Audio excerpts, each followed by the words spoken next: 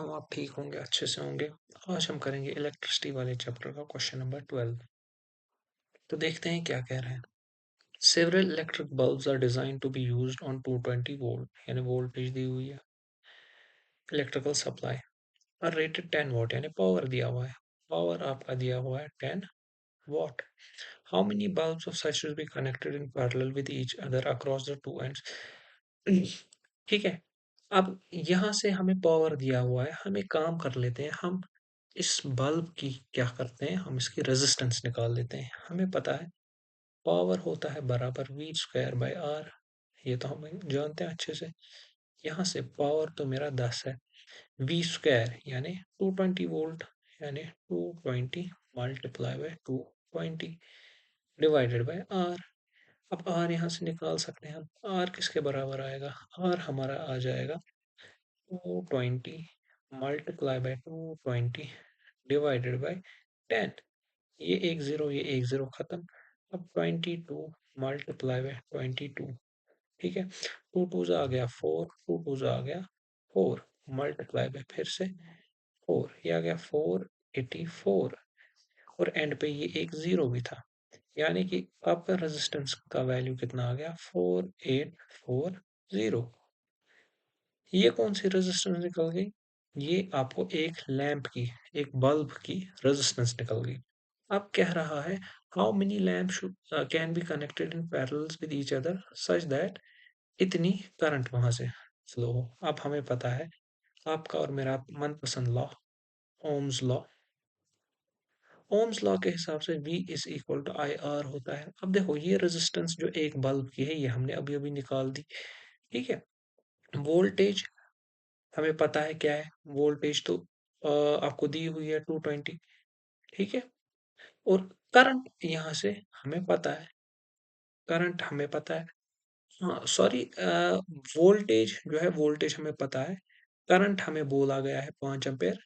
हम देखेंगे ये जो इक्विवेलेंट रेजिस्टेंस आएगा, ये कह रहा है ना कि जब हम इनको पैरेलल में कनेक्ट करेंगे, कनेक्टेड इन पैरेलल, यानी इक्विवेलेंट रेजिस्टेंस हम देखेंगे क्या आएगी, क्योंकि यहाँ से तो इक्विवेलेंट रेजिस्टेंस ही हमें मिलेगी। थोड़ी सफाई कर लेते हैं इस चीज की। इक्विवेलेंट रेजिस्टेंस निकालेंगे यहाँ से, V is equal to I R, यानी यहाँ से हम ये वाला R निकालेंगे। ठीक है, यानी R आ गया आपका बराबर V बाय आई। V आपका पता है 220 आ गया, और करंट आपको कह रहा है 5। ठीक है, तो 5 1 जा 5 4 जा 20 आ गया, यानी 44 आ गया। R आपका कितना आ गया 44। ये जो है ये R इक्विवेलेंट है हकीकत में। ठीक है, 44 ओम, ये आ गया आपका R इक्विवेलेंट। अब देखो मेरी बात समझना, इससे पहले भी मैं इस चीज पर बात कर चुका हूँ। जब पैरेलल में रेजिस्टर्स आपके लगे हुए होते हैं, तो सेम वैल्यू अगर होगा, मैं स्मॉल r मान लेता हूँ, तब इक्विवेलेंट रेजिस्टेंस क्या हो जाती है, 2 का 1 लिख लो और डिवाइड भी कर लो कितना है, यानी n। तो यहाँ से मैं एक चीज कह सकता हूँ कि R इक्विवेलेंट जो होगा वो होगा स्मॉल r बाई n। यही तो मुझे कहना है कि कितने, हाउ मेनी लैम्प्स, यानी हाउ मेनी रेजिस्टेंस, यानी ये n मुझे चाहिए। अब देखो इक्विवेलेंट तो मेरा निकल गया। इक्विवेलेंट कौन सा है मेरा, इक्विवेलेंट मेरा यहाँ से निकल गया ये तो इक्विवेलेंट है। और ये एक बल्ब का रेजिस्टेंस कितना है वो भी मैंने ढूंढ लिया यहाँ से। अब ये n निकालना मेरे लिए कोई बड़ी बात नहीं होगी, मैं लिख सकता हूँ n होगा बराबर R अपॉन R इक्विवेलेंट। ठीक है, ये R इक्विवेलेंट मैंने निकाल लिया, ये है 4840 डिवाइडेड बाय R इक्विवेलेंट था मेरा 44। इनको सॉल्व करेंगे तो हमारा काम आसान हो जाएगा, आसानी से हम ये कर सकते हैं। ठीक है, 22 जा 2420 जा, ठीक है, 11 टू जा करते हैं, 11 टू जा 22 आ गया, 2 आया कैरी, 22 और 0, 2 1 जा और 2 110। ठीक है, यानी आपका जो n आ गया वो आ गया 110। यही आपका जो है आंसर है। यानी कि आपको कितने पैरेलल में लगाने पड़ेंगे, आपको ये लगाने पड़ेंगे 110 पैरेलल में, तब जाके आपकी जो है 5 एम्पेयर करंट वहां से फ्लो हो जाएगी। उम्मीद करता हूँ आपको ये क्वेश्चन अच्छे से समझ आ गया होगा। अब चलते हैं क्वेश्चन नंबर 13 पर। क्वेश्चन नंबर 13 क्या कह रहा है, a hot plate of an electric oven connected to 220 volt, यानी वोल्टेज आपको फिर से दी हुई है 220 वोल्ट है। रेड आपको पसंद है, मुझे पता है, इसीलिए हम रेड ही इस्तेमाल करेंगे। ठीक है। Has a two resistance coils A and B. एक कॉइल है जिसकी है 24, और दूसरा है उस बी, उसकी भी है 24। ठीक है। अब कह रहा है कि आप बोलो इनको अलग अलग, इनको क्या किया है, एक बार तो अलग अलग इस्तेमाल किया है, एक बार सीरीज में और एक बार पैरेलल्स में। कह रहा है करंट बोलो हर एक केस में। आपको तो अब चिल्ला चिल्ला के आपका दिमाग भी कह रहा होगा ओम्स लॉ का ही इस्तेमाल करना है, ओम्स लॉ का ही इस्तेमाल करना है। तो ओम्स लॉ का इस्तेमाल हम कैसे करेंगे? हम लिखेंगे V is equal to I R. Sir Ohm's law है तो यही लिखेंगे, गीता बबीता तो लिखेंगे नहीं। अब देखो, हमें क्या लिखना है, हमें करंट निकालनी है, वोल्टेज दी हुई है, तो मैं करंट का लिख सकता हूँ V बाई आर। हाँ सर, ठीक है। अब देखो, जब इंडिविजुअली इसके साथ मैं कनेक्ट करूंगा तो मेरी रेजिस्टेंस जो होगी वो 24 ही होगी, और वोल्टेज जो है वो मेरी 220 है। हाँ, ठीक है, इसमें तो कोई परेशानी वाली बात नहीं है। तो थोड़ी मैथ्स लगा लेते हैं। टू सॉरी 4 6 आ गया 24, 4 5 20 आ गया, और 4 5 20 आ गया फिर से। ठीक है। मेरे ख्याल से अब हम कर लेंगे, 6 1 6 आ गया, 6 1 6 आ गया, और मेरे ख्याल से 6 9.2 आ गया। ठीक है, 9.2 एम्पियर आ जाएगा आपका आंसर। यानी कि ये जो आंसर है, ये है पहले पार्ट का आंसर। किस पार्ट का? जब उसको हम सेपरेटली इस्तेमाल करते हैं। अब हम क्या करेंगे, हम सीरीज वाला कर लेते हैं। ठीक है, सीरीज वाला कर लेते हैं। आप अगर चाहो तो हम आपके लिए दूसरा ग्रीन कलर इस्तेमाल करेंगे। सीरीज के लिए क्या होगा, आप जानते हो, जब रजिस्टर 2 को मैं सीरीज में लगाऊंगा, ठीक है, ये भी 24, ये भी 24, तो इक्विवेलेंट कितना हो जाएगा? और इक्विवेलेंट 24 प्लस 24, 24 प्लस 24 कितना होता है? 48 होता है, यानी 48 ओम आपका इक्विवेलेंट निकल गया। अब हम देखेंगे करंट। करंट क्या होगी? फिर से I is equal to V by R. फिर से सर 220 डिवाइडेड बाई 48। क्यों सर? सीरीज में 48 हो जाता है। जब हम इसको सॉल्व कर लेते हैं, 4 12 जा हो गया, और 4 55 जा हो गया। ठीक है, तो 12 1 जा हो गया, और 12 मेरे ख्याल से 4.6 जा हो गया। ठीक है, 4.6 आ गया दूसरे पार्ट का आंसर। हाँ सर, अभी एक तो बचता है पैरेलल वाला, चलो दिखा देते हैं अगले पेज पर। ठीक है। अब देखो, पैरेलल वाला क्या केस होगा? ये तो पैरेलल है इस तरीके से, ये भी पैरेलल है एक तरीके से, इस तरीके से। ये क्या है आपका? ये रजिस्टर, ये भी 24 है, ये भी 24 है, सेम है और पैरेलल में है। आपको पता है आर बाय एन आता है, पीछे अभी बात कर चुके हैं पिछले क्वेश्चन में, यानी 24 डिवाइडेड बाई 2 आएगा, यानी 12 आएगा। तो हमारी करंट जो आएगी फिर से किसके बराबर आएगी? V by are. V क्या है आपका? 220 है, इसमें कोई परेशानी वाली बात नहीं है, डिवाइड करेंगे 12 से। ठीक है, 4 3 आ गया 12, और 4 55 आ गया। ठीक है, 3 1 आ गया 3, 2 4 3 8 आ गया 24। ठीक है, और फिर 3 3 तो कंटिन्यू होता जाएगा, तो हम इतना लिख सकते हैं। ठीक है, यानी तीसरे पार्ट का आपका कुछ इस तरीके का आंसर आ रहा है। उम्मीद करता हूँ आपको समझ आ गया। अब क्योंकि आपको ये सवाल भी समझ आ गया, तो हम आपका जो ये फ्लो है तोड़ेंगे नहीं, तोड़ेंगे नहीं। इसीलिए अगला क्वेश्चन भी देखते हैं। अगला क्वेश्चन आपका क्या है? देखिए, कह रहा है compare the power used in 2 ohm resistor in each of the following. ठीक है, पहला पार्ट देखते हैं। हमें देखना है कि ये जो 2 ओम वाला रेजिस्टर है, ये कितना पावर इस्तेमाल कर रहा है।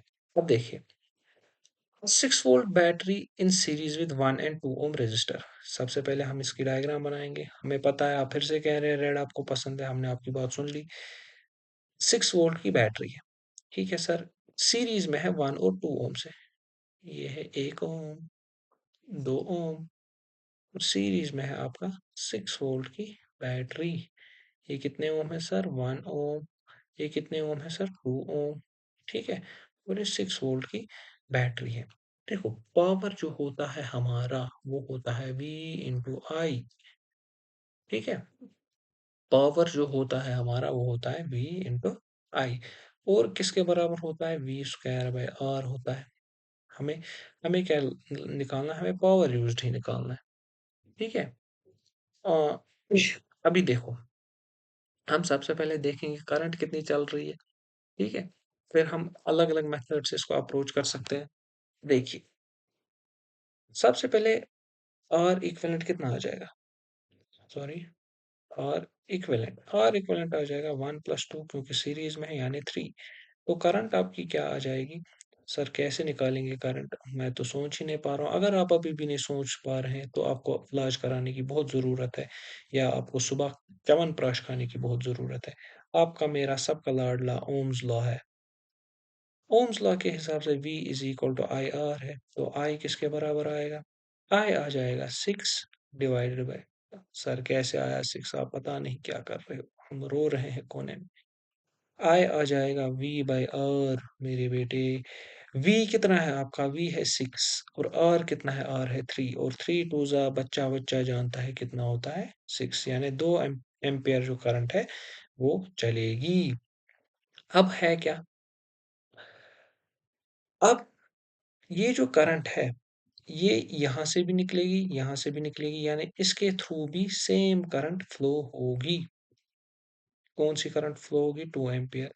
और आपको पावर की एक और फॉर्मूला पता है, आई स्क्वायर इंटू आर। अच्छा सर, यानी कि इसको मैं लिख सकता हूँ, इसका पावर आएगा आई स्क्वायर इंटू आर, यानी कि आई स्क्वायर यानी करंट का स्क्वायर यानी 2 का स्क्वायर इंटू आर यानी फिर से 2, ओ तेरी 2 2 2, यानी 2 2 जा हो गया, यहाँ पर तो 4 हो गया। ये मैं क्या कर रहा हूँ?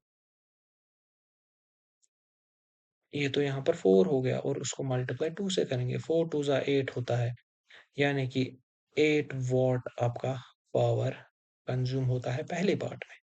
ठीक है बेटे, अब इसके अगले पार्ट पर चलते हैं।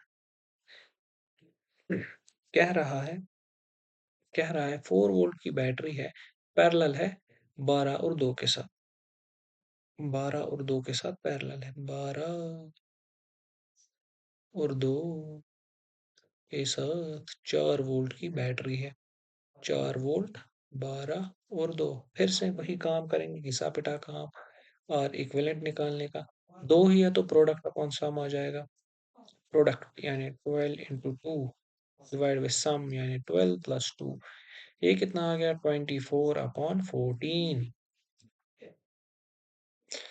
हम इसको 2 से कैंसलेशन कर सकते हैं, 2 7 जा, 2 1 जा और 2 जा। ठीक है, 12/7 हम का ये जो है वैल्यू फ्रैक्शन में रखते हैं, क्या पता आगे कैलकुलेशन आपकी जिंदगी में थोड़ी आसानी आपको हो जाए। अब देख लेते हैं आगे हम इसको क्या करना है। हमें क्या निकालना है? इसके थ्रू पावर निकालना है, इसका पावर निकालना है। ठीक है,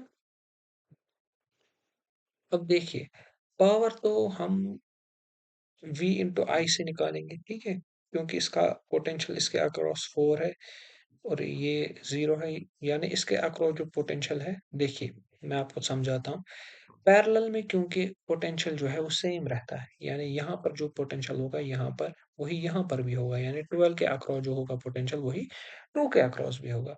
ठीक है, यानी कि 4 वोल्ट का जो पोटेंशियल है यहाँ पर होगा। ठीक है, अब हमें तो फिर आर इक्विवेलेंट निकालने की जरूरत ही नहीं है, हम सीधे सीधे लिख सकते हैं। क्या लिख सकते हैं? पावर होता है आपका V इंटू आई, या होता है V स्क्वायर बाय आर।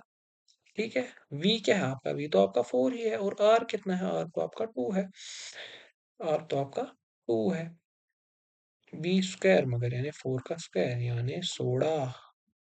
4 का स्क्वायर तो 16 आता है, इस डिवाइड बाय 2, 2 1 जा 2, 8 जा, यानी यहाँ पर भी आपको 8 निकल गया, 8 ओम। सॉरी, यही पाप आपको नहीं करने हैं, हमने जानबूझ के मिस्टेक की। 8 वॉट है आपका पावर। अब देखते हैं सवाल वाले ने कुछ और तो नहीं पूछा। ठीक है, अच्छा सेकंड पार्ट में पैरेलल विद, ठीक है, इतना ही आपको। अच्छा, कंपेयर कह रहा है, कंपेयर करना है तो यानी कि इन दो को हम कंपेयर यानी रेशो निकाल देंगे। वो तो 8/8 ही आएगा, और वो 1:1 ही आएगा, या वो 1 ही आएगा। ठीक है? उम्मीद करते हैं आपको अच्छे से सारा चीज़ समझ आ गया होगा, ठीक है? ये जैसे ही हम कंप्लीट करेंगे ये इलेक्ट्रिसिटी के सारे न्यूमेरिकल, तो लास्ट वाले न्यूमेरिकल के डिस्क्रिप्शन में हम इसके नोट्स आपको प्रोवाइड करेंगे। उम्मीद करते हैं आपको मज़ा आया होगा और आपको समझ आया।